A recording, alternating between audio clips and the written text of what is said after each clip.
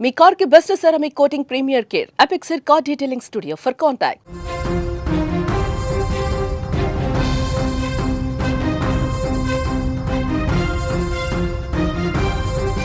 ఏపీలో మరో బస్సు ప్రమాదం. నంద్యాల జిల్లాలో లారీని ఢీకొట్టింది ట్రావెల్స్ బస్సు.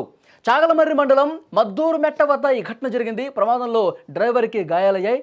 బస్సులో 30 మంది ప్రయాణికులు ఉన్నట్టుగా సమాచారం వస్తుంది. కొద్ది రోజులుగా మనం చూస్తున్నాం, రోడ్డు ప్రమాదాల సంఖ్య పెరిగిపోతోంది. రోజుకి ఎక్కడో ఒక చోట రోడ్డు ప్రమాదాలు జరుగుతూనే ఉన్నాయి, బస్సు ప్రమాదాలు జరుగుతూ ఉన్నాయి. రోజుకో బస్సు ప్రమాదం వార్త నిజంగా ప్రయాణం చేయాలంటే భయపడే పరిస్థితి కనిపిస్తోంది.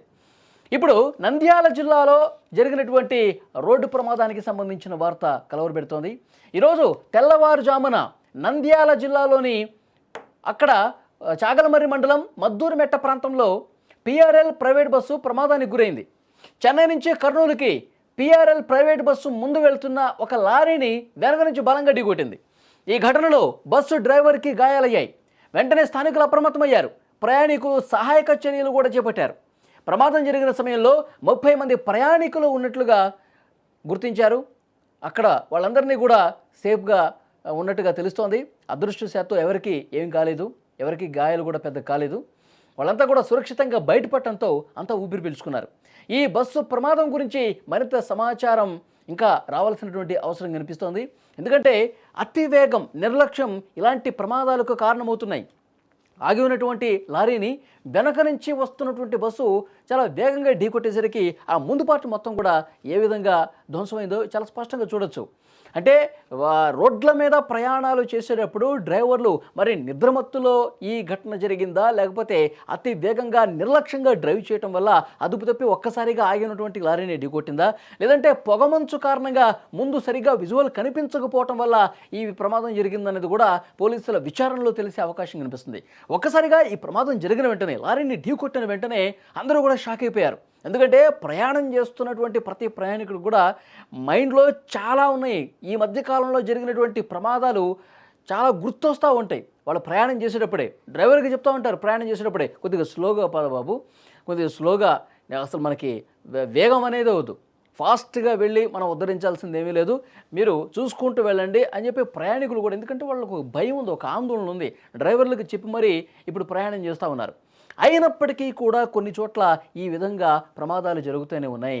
మరి దీనికి సంబంధించినటువంటి కారణం ఏంటనేది కూడా తెలియాల్సిన అవసరం ఉంది. ఈ ప్రమాదంలో డ్రైవర్కి అయితే గాయాలయ్యాయి, అలాగే ప్రయాణికులకు కొంతమందికి స్వల్పంగా గాయాలైనట్టుగా తెలుస్తుంది. పెద్ద ప్రమాదం ఏమీ లేదు, ఎవరికీ ప్రాణాపాయ పరిస్థితి ఏమీ లేదు. కానీ ఆ దృశ్యాలు చూస్తుంటే నిజంగా భయం గొలిపే విధంగా ఉన్నాయి. ఈ మధ్యకాలంలో మనం ప్రమాదాలు చూస్తున్నాం. చేవెళ్ళగా జరిగినటువంటి ప్రమాదం కావచ్చు, కర్నూలు దగ్గర జరిగినటువంటి బస్సు ప్రమాదం కావచ్చు, పదుల సంఖ్యలో ప్రాణాలు కోల్పోయారు. ఒక చోట గులకరాళ్ళన్నీ కూడా పడిపోయి చనిపోయారు 19 మంది. తర్వాత చేవెళ్ళ బస్సు ప్రమాదంలో బస్సు మొత్తం కాలిపోయి చనిపోయినటువంటి పరిస్థితి. కాబట్టి ఇలాంటి విషాదకరమైనటువంటి ఘటనలు జరిగి కుటుంబాలు పూర్తిగా ఛిద్రమైపోయే పరిస్థితి ఉంది. పదుల సంఖ్యలో ప్రాణాలు కోల్పోయి ఆ కుటుంబాలు మొత్తం కూడా సర్వనాశనం అయిపోయినటువంటి పరిస్థితి ఉంది. ఇక్కడ కాదు, సౌదీలో కూడా జరిగి హైదరాబాదులో వాసులు చాలామంది చనిపోయినారు. 45 మంది పైగా చనిపోయారంటే ఎంత బాధాకరం చూడండి. ఆ కుటుంబాలు, ఒక్కొక్క కుటుంబంలో 18 మంది, ఇవన్నీ కూడా మనం రోజు వార్తల్లో చూస్తూ ఉన్నాం.